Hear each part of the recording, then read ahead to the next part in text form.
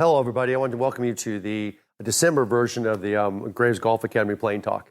My name is Tim Graves, co-founder of the Graves Golf Academy, and I was assigned this month to do the Playing Talk. Actually, I typically take care of most of these Playing Talks. In November, Todd took over the November series, which was great, and then I'm back doing the December. So I want to welcome you guys to the our monthly Playing Talk. It's basically an instructional hour we have that we talk a lot about the information, our instruction that we do, and then a lot of things that are happening at Graves Golf. And so on.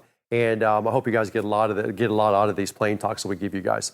If you look behind me, I've got this whole thing lined up tonight. It's literally all the stuff I'm going to cover tonight.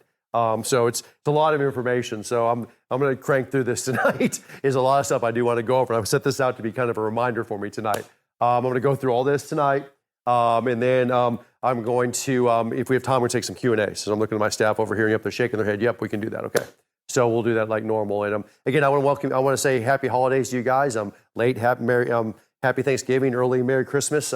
We will, for the Single Point Academy members out there, a couple days before Christmas, we'll have our annual Christmas special. It's our funnest webinar, our funnest 10% show we have all year. We'll have Santa come in. We'll have some elves probably in here. We'll be all dressed up and have tons and tons and tons of giveaways like we do. It's definitely our fun. In fact, we're starting planning on it yesterday. So we have a lot of fun in that 10% show. So members out there, you don't want to miss that. You do not want to miss that show. We'll announce the dates and we'll get that going here in the next couple of weeks.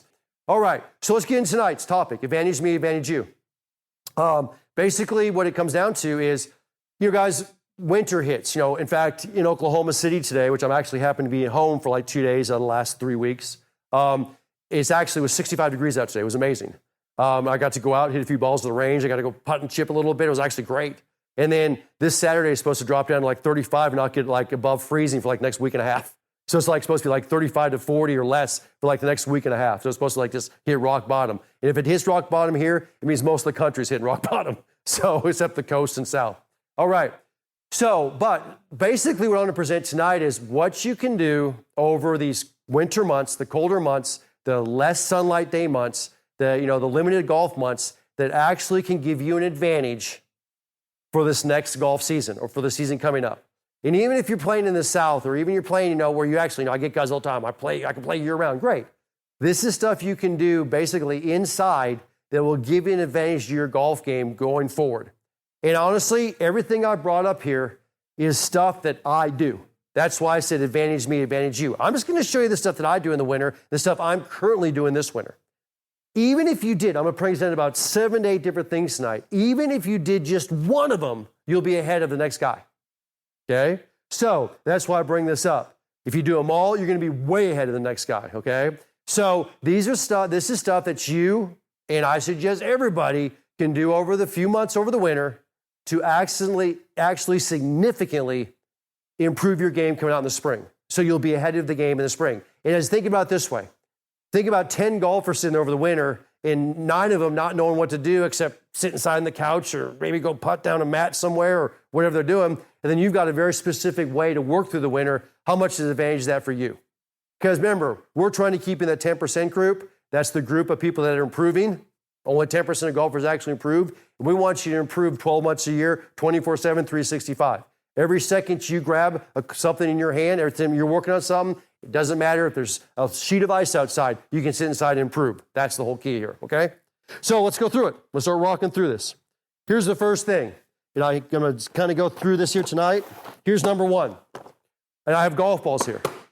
And I just did a master class. I shot it 2 days ago. It's going to be, a workshop. I can say this wrong. This is where I start getting, I saw my guys, stop. I shot a workshop 2 days ago, okay? That was a little over 2-hour workshop that was actually improve your scoring over the winter. And I literally did 2 hours of indoor training of putting.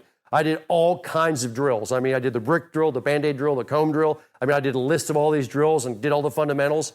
And one of the things I opened it up with was golf balls. And I said, here's the deal. You want to advantage you? If you're going to do any indoor training this year, I don't care if it's putting, if it's chipping inside, if it's hitting balls into a net, but in particular putting or chipping, you've got to pick a golf ball to use. Use one golf ball. Do not sit there and have 10 different types of golf balls down there, be putting and working on some drills and the Excalibur, whatever, and be using all these different golf balls. Continue and build your feel over the winter, okay? I don't care what ball it is. It could be a Chrome Soft X, ERC Soft. We can talk golf balls. If you want to talk golf balls, email me, timg@gravesgolf.com. We'll talk golf balls. Members, you guys know I get you balls at cost, okay? Single Plane Academy members, I get you all golf balls at cost, okay? So, and all of you guys, you want to talk balls, email me. But pick a particular ball. And here's what's interesting, and I brought these out here. A lot of you may not have seen this. This is what's called the white box. This is actually sent out to us, professionals, basically between September and October. And what it does, they send us a box and then they label them A, B, C, D, okay, or 1, 2, 3, 4. And they'll send us out 2 or 3 different white boxes. And it's usually similar or the same ball we played at throughout the year, okay, but the newer version that they're going to release the next year. When we get these, we test them. And we test them putting and chipping, we test them. And we write them back and we survey back to them. We liked A, we didn't like B, C felt better, whatever it is. And then about a month later, they'll call us back and say, or email us back and say, okay, we're going with C. And they'll typically send us out a few dozen of those so we can practice with them over the winter. But that's how critical it is to start working on a golf ball over the winter.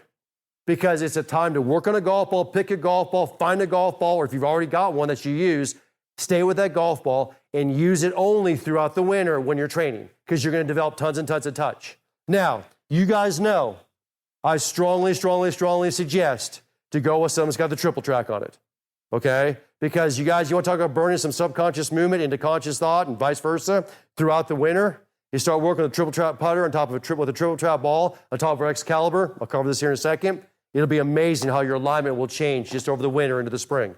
You'll be shocked how much better your putting gets. In fact, I just did 2 hours of this in a workshop, okay? I'll be shocked how much better your putting is going to get. All right, so if you do winter training inside, you're doing putting, stick with one golf ball. Easy enough said. All right. Next thing, advantage me, advantage you. If you have not had your clubs fit for your single plane swing, get off your blank. I'm going to say this, and then you close their eyes. Get off the couch, okay, and get the things fit for your single plane swing. Because here's what's going to happen. If they are not fit, you will not get better fast. In fact, you will slow down the process dramatically, and you're going to potentially hurt yourself. Especially over the winter if you're hitting off of mats, or you go out in the dome, or you go somewhere else, you go to the course, they got you on mats. If that club is too upright for you in that winter and you're digging that heel, you will destroy your wrists, you'll destroy your elbows, you'll destroy your shoulders. And it is an absolute guarantee. Because mats are the most non-forgiving things on the earth. Even the newer mats are non-forgiving. Now, you hit those in the summer, and you hit it off the ground like that, you'll just hook everything, or you'll have to make compensations. But if your clubs are not fit to you, do not hit off mats in the winter. End of conversation, even inside your basement or garage, okay? Because you can destroy parts of the body. Now, if you guys, there's a link on the bottom. If you never got your clubs fit, if you're looking to fit the clubs you have, which is fine, or looking for some new clubs, the end of your specials, go to that link, fill it out. I'll respond to you in 24 hours, and we'll talk about what you should have in your bag. Okay? Very simple. Doesn't cost you anything. Okay. If you have clubs and you've had them for a year, maybe you've had them a little longer, consider re-gripping them at minimum. All good players re-grip their clubs over the winter. Okay? Nothing's better than having a great feeling grip when you set up in the spring that helps your game, because the second your grip feels great, you'll ease up that tension. You'll sit up there, you'll swing so much smoother, so much easier, because you're not death gripping that thing because you got a bad grip on there. Guys, so you can get grips from us, you re-grip them. We actually send you directions how to do it. So I'm going through this quick, and I'm going to get into some more specifics in a second, but get a ball that's working for you. Re-grip your clubs. This is what players do over the winter. This is what we do, okay? Re-grip your clubs. Next big thing. All right. I put this out as the reminder. Again, guys, clubs got to fit you. They got to fit you, okay? And again, Callaway, Rogue, end of year special, the number one product in the market, number one driver, number one fairwood, number one hybrid. They're on sale, end of year specials, okay? Yell at me if you need me. All right. Now, talk some exercise, okay? In fact, 2 weeks ago, a week and a half ago, I did some weekly videos. I don't think you guys have seen them yet. I could look at my staff, but I think you may have seen the first, or the first one's going out now. But basically what they were is they are videos that I shot in studio that cover exercises over the body that will help you develop or help you hit the positions you need to hit in your golf swing, in the single plane swing. And where did these come from? Where they came from was a few years back, I went and became Titleist Performance Institute certified and trained. What the Titleist Performance Institute did, and Dr. Rose did this, is he went out and measured like 1,000 professional golfers, LPGA, PGA Champions Tour, and he measured different positions of the body, like how much can they bend their wrists, how much can they bend the knees, how much can they squat, how much or squat down, how much what was the separation between their hips and shoulders, all kinds of different things. And then what he did is he put it into big formulas, and he came back and he said, okay, this is what a good golfer, the positions they should be able to hit. And if you can't hit those positions, you need to work on your flexibility to hit those positions. Because think about it. If you're working towards a particular position, but your body won't let you get there, it's going to be a game you aren't going to win. In fact, a lot of people just hurt themselves because they're trying to push themselves in a position that they're not flexible enough to hit. So what I did is I went through this whole program, this whole course, and then I took the different positions and translated them into single plane golf, into single plane Mo Norman positions. Because they literally, I think we learned 16 different areas, and only 8 were pertinent to single plane golf. Because think about it. If I said you got to get up on both toes when you make impact, which conventional golfers do, that's the last thing we want to do. So anything related to that, we don't need to work on, okay? There's different things. So the 8 positions or 8 areas of the body that are hyper-focused for us, I brought back and I made and created the Flexibility and Exercise DVD. Okay. So right now, if you wanted to go do all of them right now and go test yourself in them all, go look at the Flexibility and Exercise DVD. Single Plane Academy members, it's on your on-demand site. It's on demand. Go see it right now. Okay. That is the area where they actually, I give you the drill or give you the test and then say, can you pass this test? If you can't, you need to do exercises to get better at that area. If you can, go to the next. Now, I'll be honest with you. Out of the 8 areas covered, the average student will not pass 5 to 6 areas. They just won't. Now, some will be worse than others, okay? And so I would hit the ones that are the worst and work your way up. Now, if you don't want to go watch the Flexibility Exercise DVD, which I don't necessarily suggest doing, I suggest paying attention to our weekly videos. Every member, you guys get 2 weekly videos. They typically come out Tuesday and Thursday each week. If you're not getting them, let us know. When they come out, the next 3 or 4, and probably every other one, are going to be covering some of these exercises, okay? I will cover all 8 by the end of this winter, okay? Here's the first one, and I'm going to give you right now, okay? It says, when you do it at home, take 2 wedges out. I like the wedges because they got a little weight and they're not really long. You can really do this with any clubs in your bag, okay? Take them out. You're going to set up and you're going to push them out in front of you. And actually, now I'll go face on first. And you're going to put your arms straight out or from your shoulders, the club head straight up in the air, and they're going to be held out in front of you. So they're not down here, they're not up here, they're not here, they're right in front of you, like I'm pointing towards that camera. Perfect. Now what I'm going to do, and I'm holding the end of the grip, I'm going to come up to straight, so perpendicular to the ground, 90 degrees, and I'm going to come down, and I'm going to hold it for a count of 1, 2, 3, 4, 5. And I'm going to come back up, I'm going to hold it, and I'm going to come down. Count of 1, 2, 3, 4, 5. Now what you noticed here was you didn't see my arms start to bend. You didn't see my arms drop down. You didn't see my arms go up. You didn't see my arms shaking, okay? Now, same thing on 2 more ways we're going to do this. We're going to go up to the top. Now, we're going to crisscross. And we're going to hold it. 1, 2, 3, 4, 5. We're going to come back up. And we're going to criss the other direction. Now, this will be the hardest for most of you guys. And without bending the elbows, hold them straight out. We're going to go not parallel to the ground. We're going to go 1, 2, 3, 4, 5. And we're going to go up. Okay. Now, if you can do those exercises without any problem, like it's like, yeah, this is really easy, you're great. You passed. If you do this with your wedges in your bag or any clubs in your bag, and you do this, and your arms are shaking, your arms are dropping, or your rotator cuffs, your shoulders are hurting, or whatever it is, you didn't pass that exercise. Now, why is that exercise so critical? Because that is the position number 2 at the top of our swing, keeping the rod in the trail arm. That's how we do it. Because if you cannot hold this position and do this with the arms, when you get up here, your elbow will break down and you will create what we call a third lever. The first lever is the arm and the angle, okay, the arm. The second lever is the angle. That's the lever we're trying to create. A third lever is the broken down elbow. Well, if you can't balance this club, you will not be able to bounce up your swing. You will break the elbow down. Now, that third lever has to straighten somewhere in the downswing. When it straightens, we're either going to fat it, we're going to thin it, we're going to hit behind it, we're going to hit ahead of it, we're going to chunk it, we're going to lose tons of consistency, and we'll eventually get probably tendonitis in the elbow.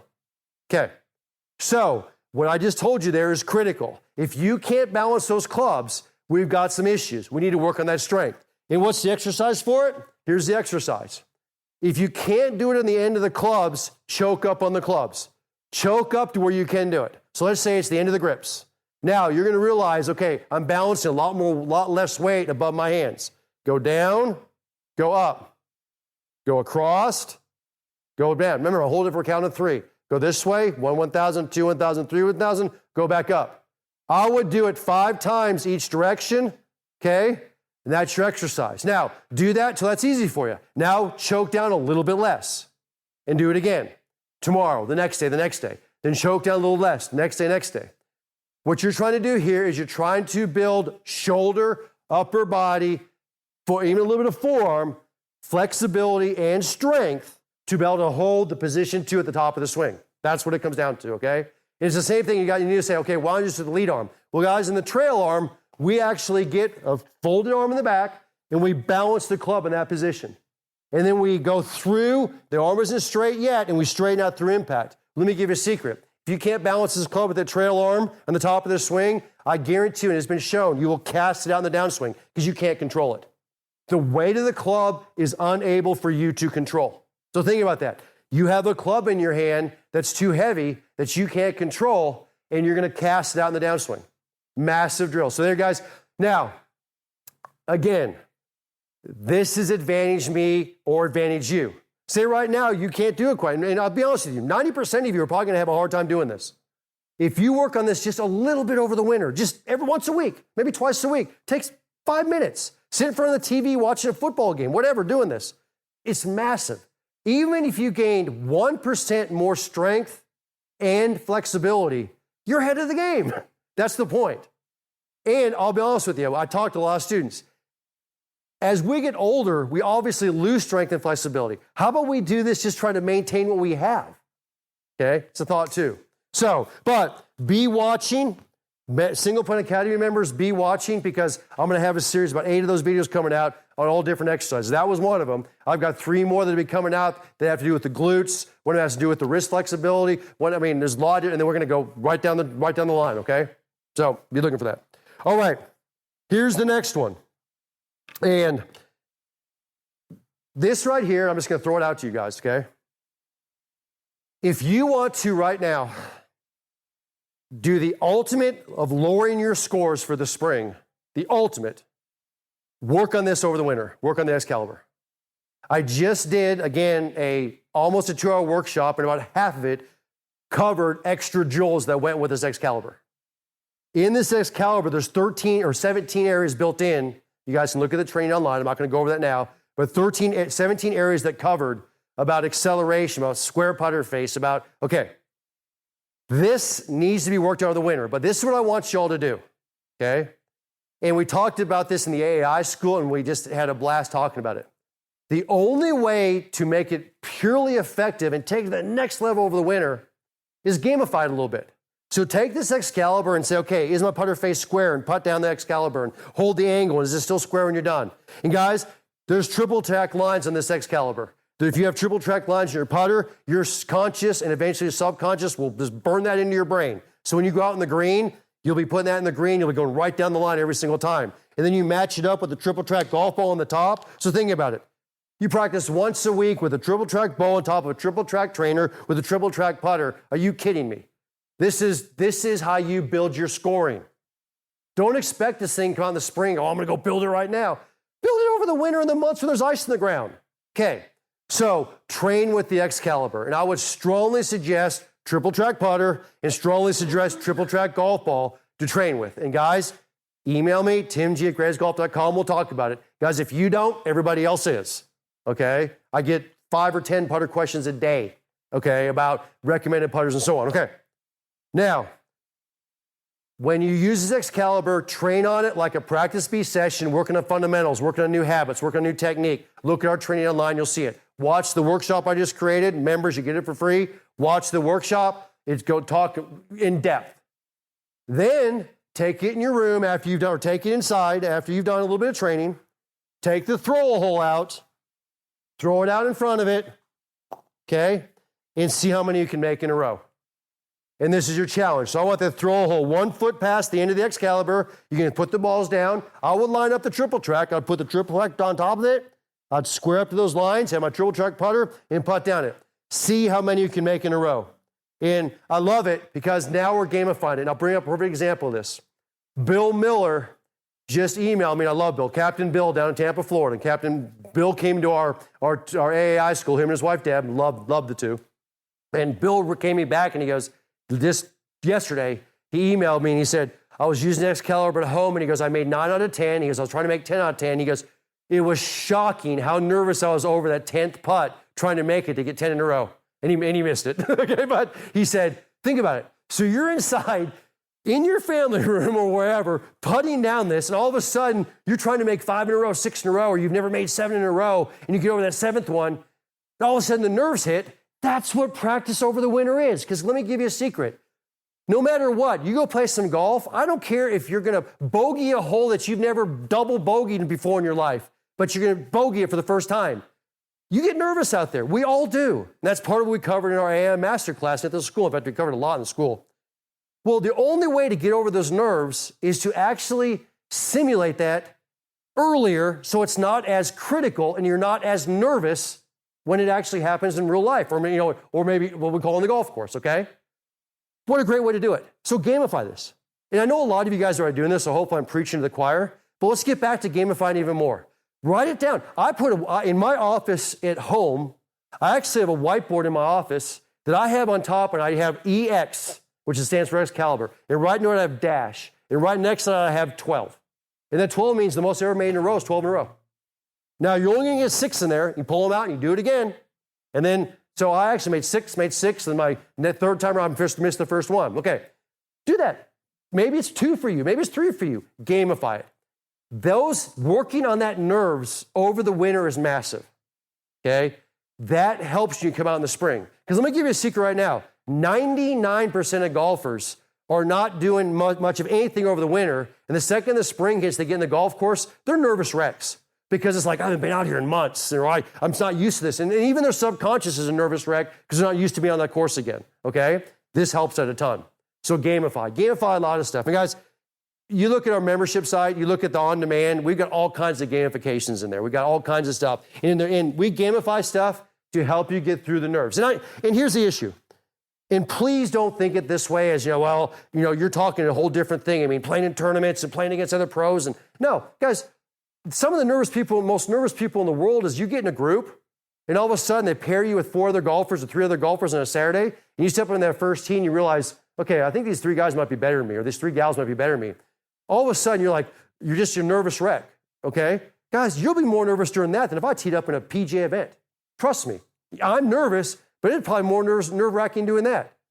This helps you get through things like that, okay? It helps you cope with the nerves. Gamify some stuff. Okay, next. And I'm going to go through this, and then I'm going to go into the last one, then we'll take some Q&A. And I know I'm getting a couple questions on this because I see the signals in the background here. Guys, there is links in the bottom on my right to these specials, or there's links. Okay, there's links below. If you look where you're at right now, below it, there's links. And what links are there? There's the club fitting link. There's a special link. Okay, okay. And there's a next thing on there is, it's a new release. And what this is, that's what I want to bring it up right now. It's the Next Steps, basically video, but it's the Next Steps questionnaire release. It's part of what we're going to release in January 1, but we're going to do an early release for you guys right now. If you go below and you click on the Next Steps questionnaire, that's what it's called, right? Next Steps questionnaire. If you click on that, there'll be a series of 7 to 8 questions that pop up that basically ask you about your golf game. Things like, and basically what you've done in your golf game. And you'll see the real simple questions and things anybody had asked you that was going to, if you're coming in for a lesson with me right now, they're the exact questions I would ask you if I was face to face with you right now, I would ask you these questions. or any of my staff would, okay?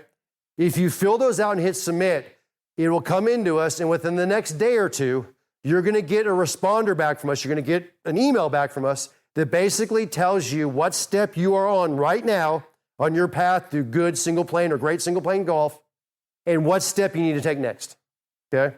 So there's 6 steps, step 1. And guys, this isn't a deal. I mean, everyone's gonna sit there and say, oh, this is to sell stuff. No, it's not. It's basically to say, you're right here, this is what we suggest to do next. Now, if you want to get way ahead of it, you can go do these things. But we're going to tell you the next step, your next step, your next step. And this is a great thing we're putting out there, because let me tell you right now, it is we always try to mimic being in person. So if you walked into me right now, into my academy, and you said, hey, I'm John Smith, and I'm coming here for the first lesson. I said, hey, John, it's good to meet you. Tell me something. Tell me about your game. You got any physical issues? Arthritis, bad back, what do you got? All right. How long have you been working with single plane? All right. Do you work with any of our training aids? Have you been working on that? All right. Question I'd ask you. What's your handicap? Where do you want to get? What goals do you want to set? That's the questions that are on there, okay? So go on there. You can hit that link. You can fill out the questionnaire. If you don't know the answer, leave it blank. Not a big deal. It'll go through. When you hit submit, it'll come into us. We're going to analyze it. We're going to review it, and then we're going to send you back what's your next steps, your immediate next steps should be, and then future steps. You'll love it. You'll love it, okay? It's like talking to a coach, but doing it through email, and then we can open up a huge line of communication if you're interested, okay? Basically, it's walking down our path to better golf, and we've broken it down into steps. And you guys, hopefully you've heard about that, but this really breaks it down, okay? So, in fact, I was writing some of the templates up for today and a couple days ago, and every time we said something, it's like, okay, you're on step 2, you need to go to step 3. Here's what step 2 is. Here's 3 things you do for step, or 3 to 5 things you do in step 3. And by the way, if you want to accelerate it, here's 5 more things you need to accelerate it. That's what it was, okay? So, yeah, do it, okay, do it. But anyway, that link's on there, right? All right, okay, it's on there. So, and you will see that will be the banner of our website shortly. So, I would get in now and do it, because you're going to get probably overwhelmed pretty hard come early January. There's going to be thousands of people doing this. I mean, it's going to be kind of rock the golf industry. You're not going to see anything like this in the golf industry. They don't do it. All right, next thing. Let's talk about increasing the speed over the winter. Now, Todd just did a workshop last month, okay, a December workshop, that was about driving distance and increasing speed. It had more than increasing speed, but talked about how technique was involved, hitting the sweet spot was involved, things like that. But it was 2 hours about hitting that driver and ultimately increasing speed. But I'm going to talk about right now a way you can increase speed with all the clubs in your bag. Or if you don't want to say increase speed, at least maintain your speed. Because as we get older, as we sit in the winter, as we lose flexibility, we start losing speed, and it's really hard to get that back. It just is, okay? So I'm going to give you some things, and all I have here right now is I have the bottom part of our single plane position trainer. I took the top of it off. I unscrewed it, okay? So it was together like this, and I just unscrewed it. So all you guys that didn't know that or whatever, it unscrews. I hope you guys know that. All right. I took the bottom part, and I have the plane the chain swing thing, okay? I have both of these. And then what I did, and I suggest this, and I've suggested in the past, is I've got a speed detector. It's a swing speed radar that I got on eBay. I think I got this thing for like 30 or 40 bucks, okay? It's really pretty cheap. I know you can get used ones pretty cheap. And basically what this is, it's a basic speed meter that reads miles per hour and kilometers per hour, okay? Now, to read the speed on this, you got to set it in front of you. So it sits out in front of you. Now what I'm going to do is I'm going to take, and it's called under-over training. And what I'm going to do is I'm going to take the first one, is I'm going to take the overtraining. And the reason we say the swing thing is because, yes, this weighs a little bit more than a club, but because of the chains on it, because of the ball on it, and so on, it feels a lot heavier than a club, and it acts a lot heavier, and it makes you release it, okay? So now I'm going to sit up here, and I'm going to swing it and record a speed. That was 63 miles an hour. I'll do it again. Okay? It'll record a speed. That was 79. I'll do it again. Okay? And that was 76. Okay. So it records the speed. And I'm going to mark that down. That is the overtraining. Now I'm going to take the single plane, or the bottom single plane position trainer, and this thing is exceptionally light. This feels like a feather. And this is called undertraining. Now I'm going to swing it. Okay? 97. Okay, 110.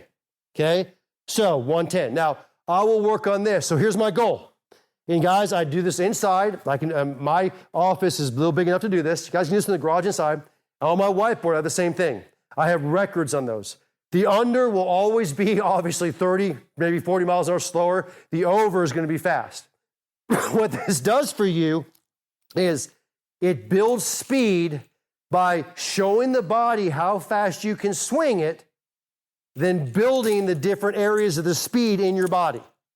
And if you want to put a third one in there, you can take a normal club and swing in between and get its speed. No golf balls, just under overtraining. Guys, baseball players do this deluxe, okay? It's done in hockey deluxe. I can name a lot of sports that do this. It's also very vogue in golf, okay? But it's called under overtraining.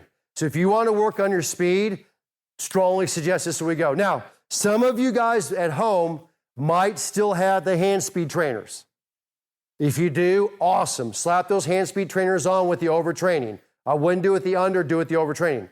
It's very hard for us to get those hand speed trainers now. It's a China issue. We're just another company that buys it from another company. We don't create them. And they're having difficulty getting them, so we can't offer them right now. But this right here, if you just did this right here, awesome training over the winter. Awesome, awesome, awesome, awesome training over the winter, okay? Called under overtraining. All right. Now, one thing I'm going to bring up, and then I keep looking at my thing back here so I get reminders, is everybody right now, and this is the simplest thing in the world, take your putter. That's why I'm saying I'm jumping around. Balance your putter in your finger. That putter better be parallel to the ground. It better sit straight up to the ground. So if I went to the ground, it's level to the ground. If you take your putter, you balance on your finger and it's toe down, you're going against our system. This is a toe down putter. Or if you balance your finger and it goes up, okay, well, those are out there too. That is a putter that's built to arc. We do not teach arc. We do not teach arc. The system is not arc. When you swing a golf club, we try to keep the full swing as square as long as possible. We do not believe in arcing the putter.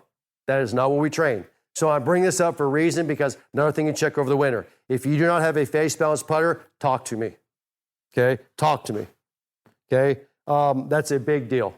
It's a big deal. Guys, all stuff, think right now.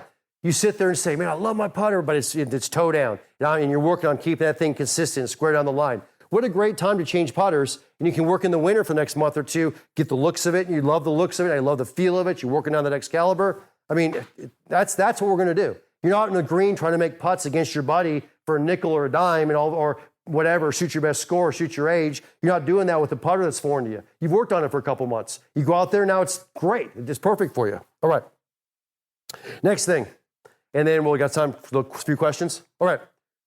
This one's kind of, I love my Two Birds with One Stone DVD, which is all about, how the training the short game and how it's related to the long game, okay, which is actually step 2 of our path.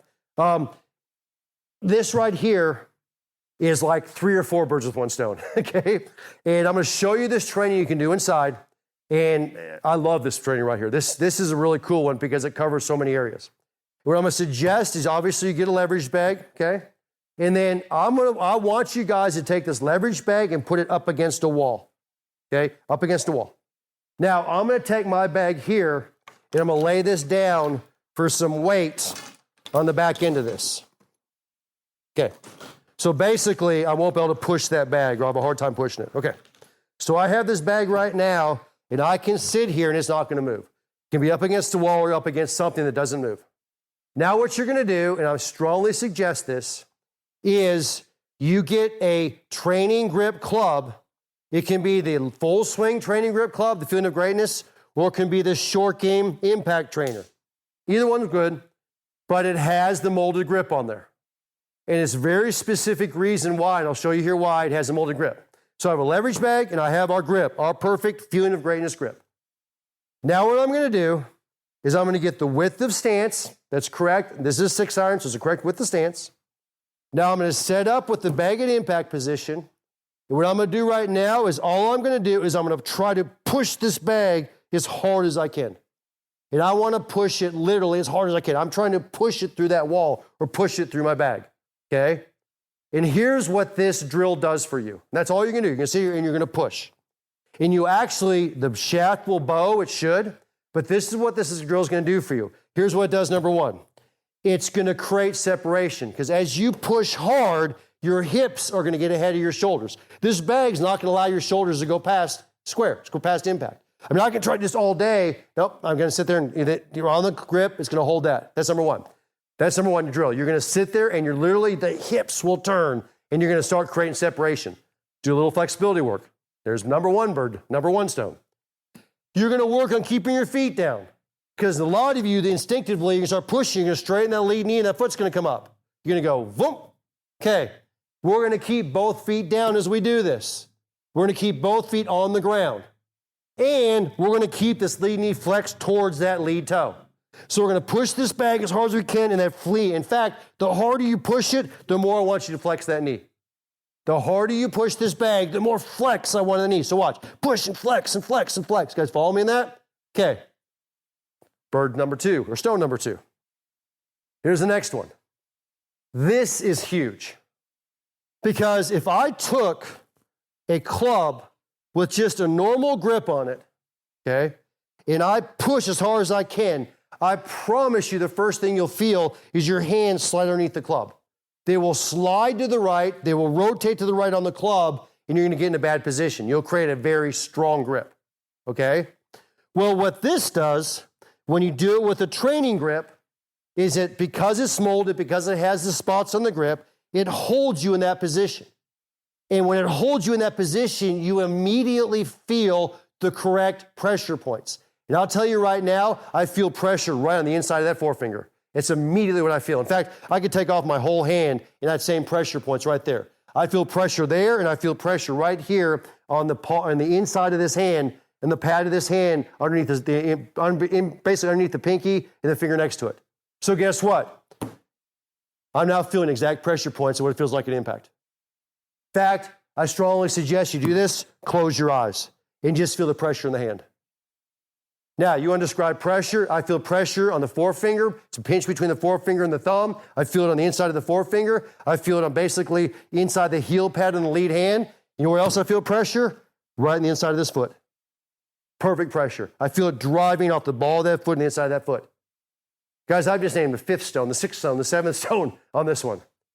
Phenomenal drill. Just to sit here and just do this drill. And then if you want, go to waist high, hit the bag, feel that exact same position. Exactly the same. Feel it in the hand. Feel it in the lead hand. Feel it in the trail hand. Feel it in the foot. Feel it in the knee. Do it again. Feel that exact same position. Because guess what I'm doing now? I'm working a little flexibility, working a lot of flexibility, to be honest with you, in the hips and the shoulders. And I do this, I'm going to try to get right back to the same position. This bag won't let your shoulders get past square. You can't, it's not going to, you got to go to square. Okay? Then lastly, and I'll give you down the line view here. And I would suggest filming this and or looking in a mirror. When you're hitting that bag and you're looking down, that lead arm should be above the trail. So you're not doing this. You're pushing that bag, and as you push it harder and harder and harder, the trail arm is dropping more and more and more. So notice, that lead arm is above that trail arm is flexed. And you guys, hopefully you naturally do that because that's how you get power and pressure on that bag. Okay? So again, think about it. If all you did was just did that drill, okay, over the winter, and maybe did a little flexibility work and threw out the Excalibur and did a little bit of training, a little bit of gamification, trying to make, or think about it. Even if you did it once a week, once every 2 weeks, even once a month, you're going to be ahead if you didn't do it. Okay? That's the whole point. And that's what we do. And that's why, honestly, Todd did 2 hours worth of training in a workshop he did last month. I just did 2 hours. It's going to be released, I think, on the 21st, 22nd. It's going to be released, I think it's the week of Christmas week, but it's Monday of that week, whatever day that is. Was it? 19th. It's going to be released the 19th. So all the members out there be looking for the workshop that's included in your membership. Guys, we did 3 or 4 last winter. We're going to do 3 or 4 more this winter. In fact, this one was Winter Training Workshop number 1. I think we got Winter Training Workshop 2 and 3 and 4 coming out. Okay? So guys, be watching these because all these are is to give you guys things to do over the winter to advantage you over the winter. So when the spring hits, maybe the spring starts in February for you, March, maybe you have a golf trip in February and March, you'll be ahead of the game. And that's what's massive. That I cannot tell you how big that is for you guys. That's what I do. It's the same thing we do, okay? So anyway, let's get going. You got a couple questions? All right, so we got a few questions for tonight. All right, first things first. What things could possibly cause a closed face at position 2 and at impact when grip, address, backswing, downswing all appear to match the model in the video?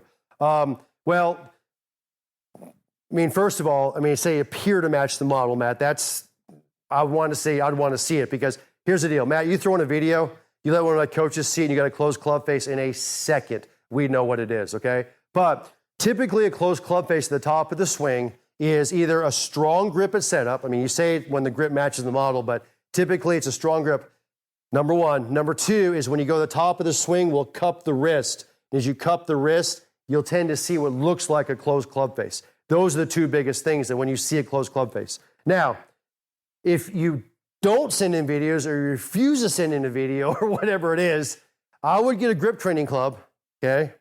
And I would put a perfect grip on it, go to the top of your swing, keep your lead wrist flat, go to the top of your swing and look at the face of the club. And if the face is square then you put it on your club and all of a sudden it gets closed, you know it's a grip issue or it's a wrist issue, okay? I would look at that real quick. Guys, 90% of the time you get a closed club face at the top, it's a grip issue. It just is. Because we get a strong grip and the club face gets closed, okay? Now, there's also things that can cause it to appear closed, like it can be across the line, different things that it isn't really closed but appears closed, so I'd want to see that on video. The other thing, though, on this is when you talk about the relationship of the grip, the setup, the address, and so on, and you say it appears to match the model, okay, have you put the model on the right, have you put you on the left and done the comparison? And if you do that and you do it right, or you let one of my coaches do it, trust me, you'll know in a second, is it a poor grip? Is it a strong grip? Is it coming across the top? Is it a cup wrist at the top of the swing? What is it, okay? That I would really look at that comparison. I mean, you say you compared to the model, hopefully you've done that. Because if you've truly done that on video, you should pick up on it pretty quick if you know what you're looking at. Got the next question? Okay. When you test golf balls, do you have standardized tests?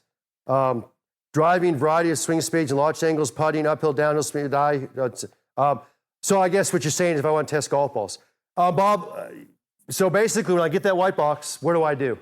I'll be honest, what do? I take one of the golf balls I'm playing with this year, which has been one ball. Like, for example, I play the Chrome Soft X Callaway Triple Track golf ball. I love yellow. I will play white when they don't have them, but I typically play a yellow Chrome Soft X Triple Track golf ball, okay?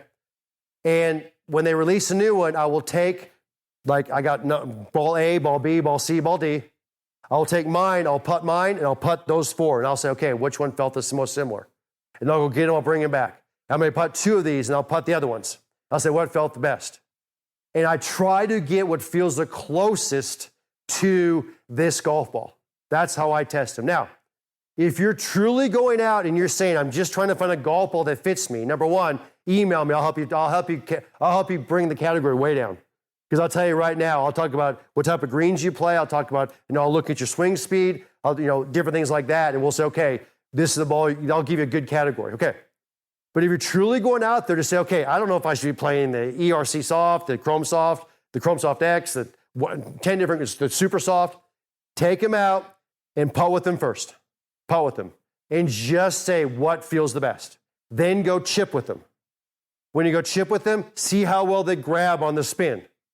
Because when you hit a chip, that ball should grab a little bit, like put the landing zone out there. It should hit in that landing zone, jump over the second one, and grab, and then roll out. Grab and roll out. You guys will know it. And if you've got a couple of them you're comparing to, you will see some grab better than others. Then go pitch. And if you've got a good pitching area, or take them out in the green, see if you can hold the green with them. Full swings do not matter. Mid swings do not matter. They just don't. That ball has such a minimal effect. But also understand this, just for your reference. The softer the golf ball, the more layers there are on the golf ball, the more workable the golf ball is. Let me say that. So let's say you have a 5-layered golf ball versus a 3-layered golf ball. The 5-layer obviously be more expensive, but you can cut it more, you can slice it more, okay? But also, if you hit a slice, it will slice more. If you hit a hook, it will hook more. The softer, the more layered the golf ball, the more off-centered hits will exaggerate, okay? That's why I said I will help you dictate and find a golf ball that fits you if you want to work with me on that. No problem at all, okay? But the way you test them, putting, chipping, and pitching. That's what we test them. We putting, how does it feel? Does this feel good, does it not? You'll know. Chipping. Can I create some spin on it? Can I not? Will it jump? Throw in some rough, throw in some regular, tight lies, see if you like it. Pitching, can you hold a green with it? Can you stop it? Can you one hop and stop it? I mean, with the greens I play every day, there's no way I'm stopping a dime, but it'll stop faster, okay? So that's the way you test them. Next question. I struggle with range of motion in my shoulder due to a replacement. Can't get close to position 2 and be on plane. What do I do? Well, here's the deal, Doug. Here's the deal. You don't have to hit position 2 to be on plane, okay? So here's position 1. Here's position 2, okay? But here's the interesting part. Ideally, we want to get the arm once across the chest. You've created a good angle. But if all you can do is get to here, so if you go position 1 and this is position 2 and that's all you got, that's still on plane. See, everything here, from here all the way up, is on plane. And even if I went further than this, I was more flexible, which I'm not, that's still on plane.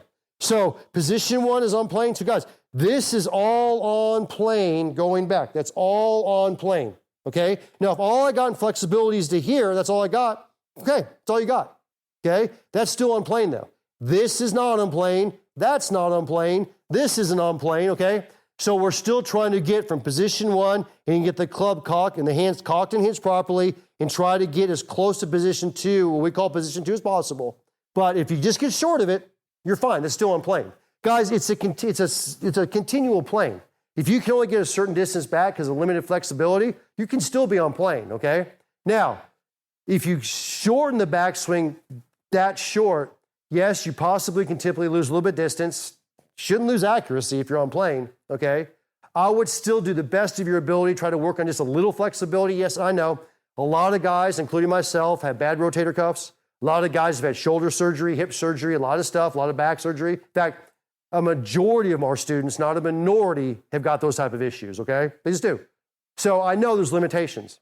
But if you can get 1% more flexible or 1% more motion than you have now, it's better than what you had, okay? And it can help you. Any positive gain in range of motion will help you guys when that range of motion is exactly correlated to the single plane swing, okay? And that's what we do. We do the flexibility exercise, or members, you watch the videos come up and you'll see them. All right, next question. Tim, can you reference Mo saying the club is swinging like a pendulum? Secondly, I never twist the club during my swing. Yeah. Well, first of all, pendulum is because Mo would say that he felt like the club swings under him, not around him.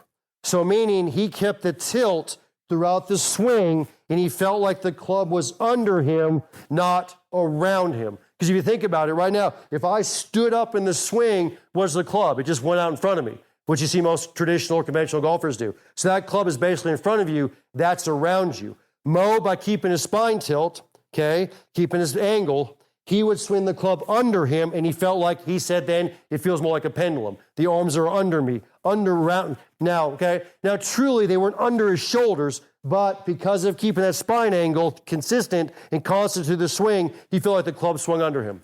The second thing is I never twist the club during my swing. Absolutely. And this is something that we preach and teach. It's really a revelation in golf.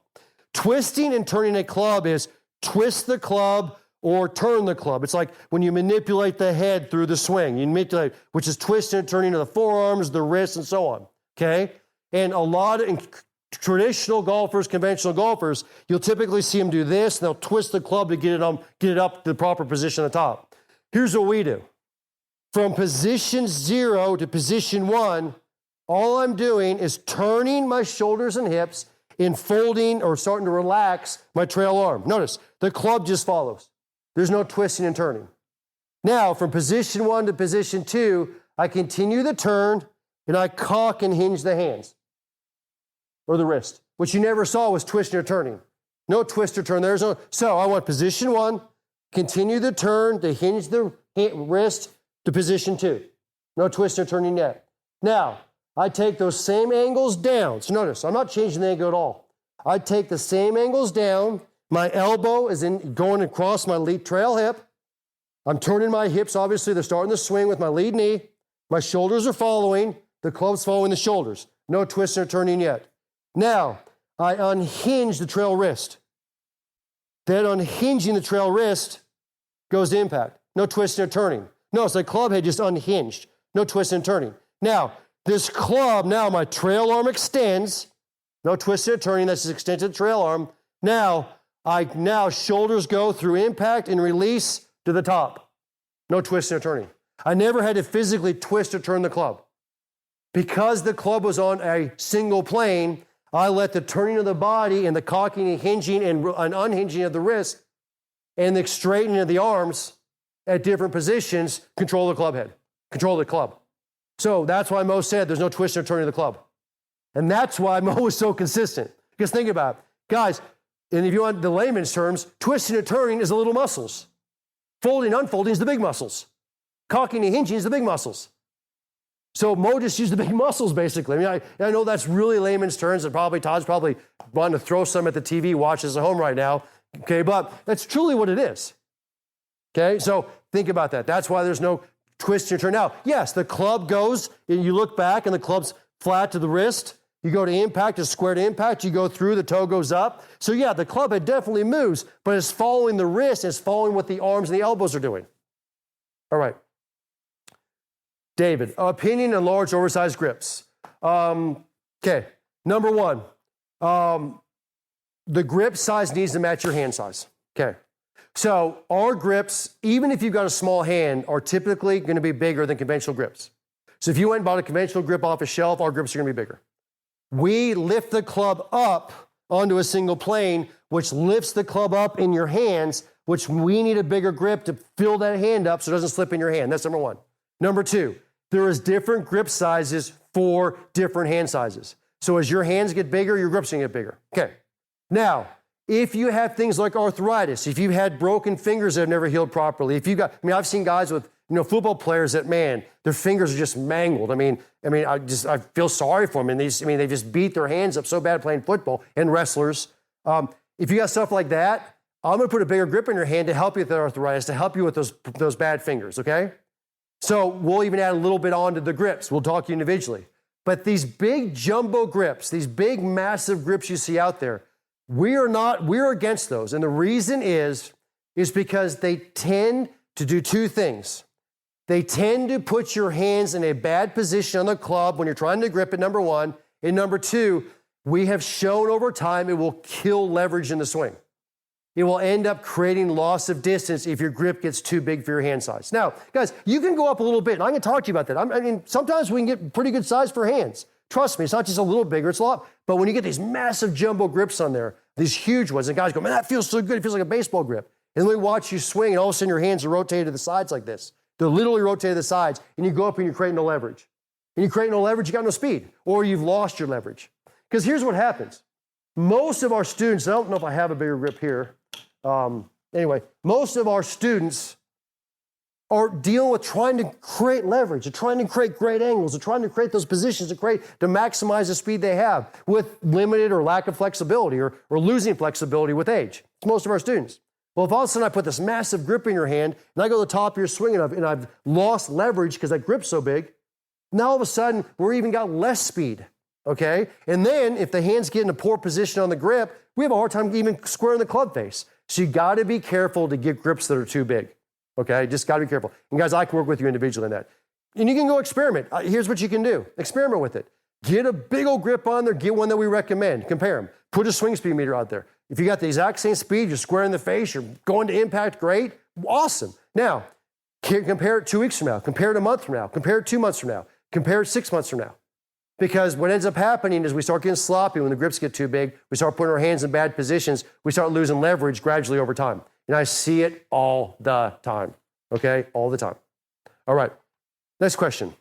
With the swing thing, do you have continuous swing or stop and make a single swing each time? Eric, you can do both. And so I got the swing thing here. And honestly, I can sit here and put the swing speed meter and go and try to swing as fast as I can or where it feels comfortable trying to keep. No, guys, when you swing as fast as you can, do me a huge favor, keep both feet on the ground. Because I get guys that'll do this and they'll come flying up off their toes. That's not the drill. Keep both feet on the ground. You guys can look on our on-demand site. You can go look at the swing thing. We talk about drilling with it. You can just put a swing speed in there and try to swing a little faster, okay? And work on some speed, okay? But if I was a physical therapist, or if I was a person doing some physical therapy or giving you guys some rehab here, I can promise you I would have you doing this, going through and going back, and going through and going back. Because I can tell you right now, when I work with my physical therapist, he'll sit there and say, for every forward swing, go back swing. For every forward swing, go back swing. So it's not a bad drill to do. And understand, when you're going back, there's no rhyme or reason the way you're going back. It's just to help a little bit of flexibility, okay? Because I know some of you guys are freak out, think, do I have to get on plane going back? Or, no, just go back. So through, and if you want to go back, that's fine. Through, no, feet are on the ground. Feet are on the ground. Feet are on the ground, okay? It's a great tool. This right here, the beauty of the swing thing is it makes you feel the release of the club. It's awesome. It's awesome. All right, I love the thing. All right. And we didn't have them in for like a year. It was about a year. And I know we got boxes of them back there right now. So I'm looking at Thomas here. Am I right?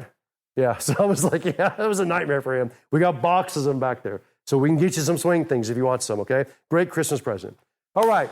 So before the giveaways for tonight, we have a couple of giveaways. We got 1, 2, it says giveaways. Okay, so we got to have 2 because it says giveaways. Okay. Anyway, so I've just freaked Thomas out. All right, before tonight's giveaways, we are going to, real quick on the announcements, and then we'll get the giveaways. Number 1, if you guys need anything, if your wife wants to buy you a Christmas present and she wants to hide it from you or vice versa, you want to buy your wife a Christmas present or whatever, or your kids and you want to hide it from them, whatever it is, I've already had a lot of people doing this.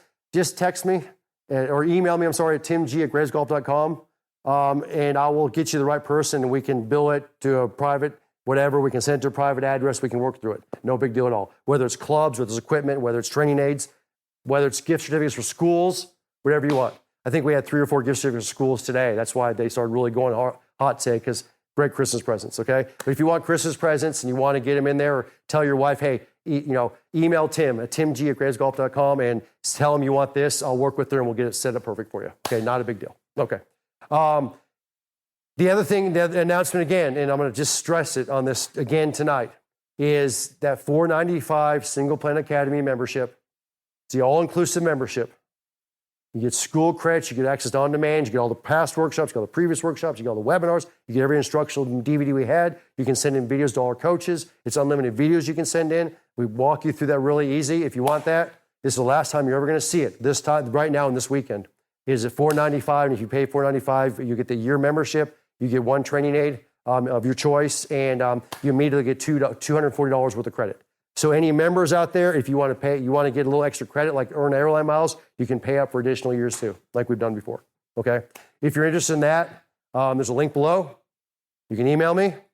Call 866-377-2316. We'll get you taken care of. Okay. And please, I don't want to be the jerk about this. I hate ending it this way before the giveaways, but guys, when the first of the year hits, I can promise you this, as much as I stand here, you will never see our price again. You're just not going to. We made some decisions. We got some different levels, and because of the new things we're moving towards and a lot of things that are going with this company, we've realized the value of this thing is way, way, way, way above $495, so we're putting it up there. All right. So do we have the giveaways? Giveaway. 1? Okay. Well, it's a big one. It's a 3-day school. Okay, so is it a 3-day school? Okay, it's a drum roll. The 3-day school of your choice, anytime, get a certificate. Who is it? It's Chad Levine from Toledo, Ohio. I know Chad. I talk to Chad a lot. So cool. Chad, congratulations, Chad. And yes, you can email and say thank you, because you email me every other day anyway. So, all right. Congratulations, Chad. I had no idea. So cool. Guys, those that attended the AAI Master, or the school this last week, had a blast being with you guys.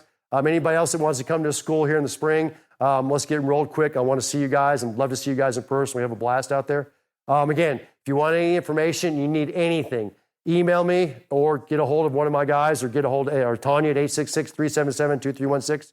We'll get you guys taken care of. Members, and then what, do you know the date? December 20, what? The 10% show. You know what it is? 21st. December 21st is our show. Members, be on there. We're going to have a ton of giveaways. It's like It's like giveaways on steroids that night. We have a blast doing it. So it's the Christmas special. So guys, anyway, if I don't see or talk to you before then, Merry Christmas. Have a Happy New Year's, and we'll talk to you guys real soon.